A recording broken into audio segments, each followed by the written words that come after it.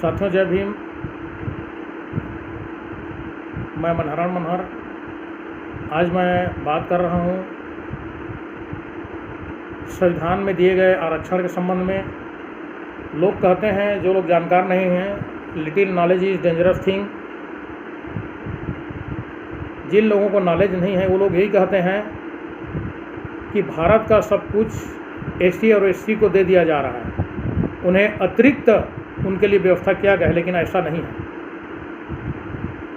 ST SC OBC के लिए प्रतिनिधित्व का अधिकार यानी कि आरक्षण की व्यवस्था संविधान में इसलिए रखा गया है क्योंकि इन कैटेगरी के लोगों को सैकड़ों वर्षों से शिक्षा से वंचित रखा गया था, संपत्ति रखने के अधिकार से वंचित रखा गया था। इस कारण से वे गरीब और असहाय हैं, इसलिए उनके ऊपर में अन्याय, अत्याचार और जुर्म ज़्यादती ज़्यादा होता है।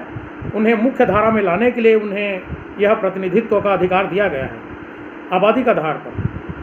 इस देश में सबसे ज़्यादा 52% आबादी पिछड़े वर्ग का है, और पिछड़े वर्गों को जब आरक्षण की बात आई, उनकी हिस्सेदारी की बात आई, तो हिस्सेदारी 52% उनको मिलना था, लेकिन 52% न दे करके उस समय के सुप्रीम कोर्ट और उस समय केंद्र सरकार के इस पर दखलंदाजी करने के वजह से भारतीय संविधान में 52% की बात होने के बाद भी उन्हें मात्र 27% आरक्षण देने की बात तय हुआ। वह भी 27% अभी सभी क्षेत्रों में पिछड़े वर्गों को लोगों को नहीं मिल पा रहा है। जो कुछ भी थोड़ा बहुत उन्हें आरक्षण मिल रहा है, 52% लोगों को 27% में भी कुछ 14% करीब आरक्षण जो मिल रहा है, वह आरक्षण मात्र जिला पंचायत लेवल तक राजनीति में मिल रहा है और कुछ नौकरी पेशा में मिल रहा है। ये आरक्षण उन्हें ज़रूर मिल रहा है। और रही बात एससी और एसटी की, तो एससी एसटी के लोगों को आरक्षण के बदौलत ही इस देश के स्वर्ण समाज के लोग बहुत ज़्यादा उनके ऊपर में गुस्सा करते हैं कि आप लोग ज़बरदस्ती हक अधिकार दे दिया गया है, फालतू में आप लोगों को ये अधिकार मिला है, लेकिन ऐसा नहीं है। जब ये लोग धन, धरती और शिक्षा में जब पिछड़ गए हैं एससी एसटी के लोग, तो इनको मात्र इनके संख्या के आधार पर 22.5% अधिकार मिला है। तो 22.5 और 27 जोड़ लीजिए, होता है 49.5%। तो बच कितना गया? 51% जो बच गया है।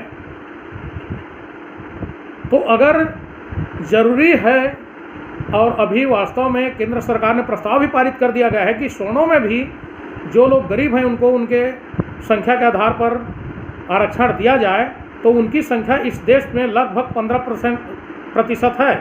तो 15% लोगों को 10% आरक्षण दिया जा रहा है, स्वर्ण समाज के गरीब लोगों को। तो कुल मिलाकर के आरक्षण कितना हुआ? 49.5 और 10 59%। अब कितना बच जाता है? 59.5।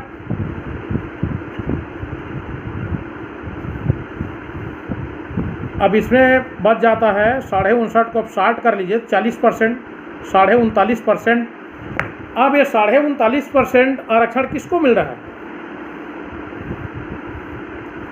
वास्तव में इस 39.5% जो बचा हुआ अधिकार है, उसमें इन तमाम 100% लोगों का है। लेकिन अभी वर्तमान में ऐसा नहीं हो रहा है। ये 85% लोगों को मात्र 49.5% अधिकार मिल रहा है, लेकिन इस 15% लोगों को 51.5% मिलना है। तो अब इस देश में सबसे ज़्यादा आरक्षण प्राप्त कौन कर रहे हैं? स्वर्ण समाज कहे जाने वाले लोग ही, जो 15% जिनकी संख्या है, उनको ही 51.5% अधिकार मिल रहा है। अब ओबीसी यानी पिछड़े वर्ग के लोग ये समझ नहीं पा रहे हैं कि आखिर करके उनके अधिकार कौन खा रहा है। वो लोग सोचते हैं कि पिछड़े वर्ग जो 52% हैं उनके अधिकार एसटी और एससी के लोग खा रहे हैं, जबकि ऐसा नहीं है। वो लोग तो अपनी 22.5% जितना संख्या है उसके आधार पर 22.5% अधिकार ले रहे हैं।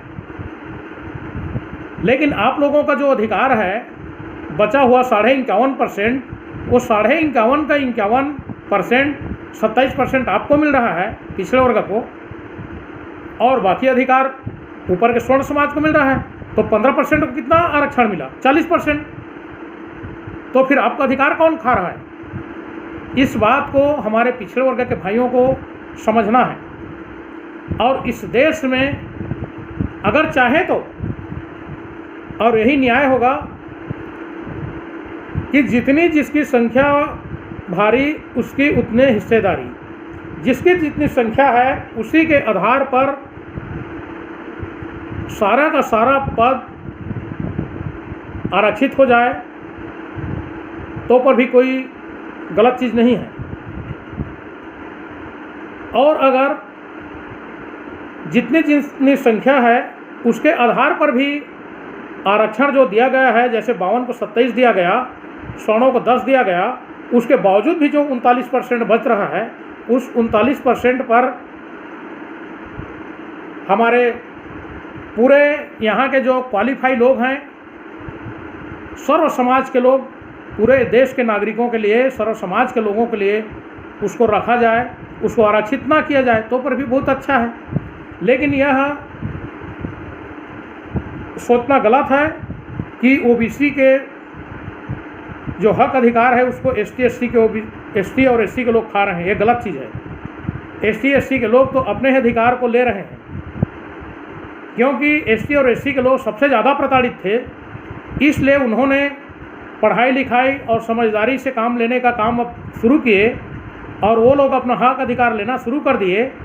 तब पिछड़े वर्ग के लोगों को ज्ञान होना प्रारंभ हुआ, लेकिन उसके दिशा को गलत मोड़ दिया जा रहा है कि उसके हिस्सा को एसटी एससी खा रहे हैं, जबकि ऐसा नहीं है। आपके हिस्सा जो खा रहा है उसको आपको स्वयं को जानकारी नहीं है। आप जानकारी हासिल कीजिए और अपने हक अधिकार के लिए लड़िए। हम आपके साथ हैं। जय भीम।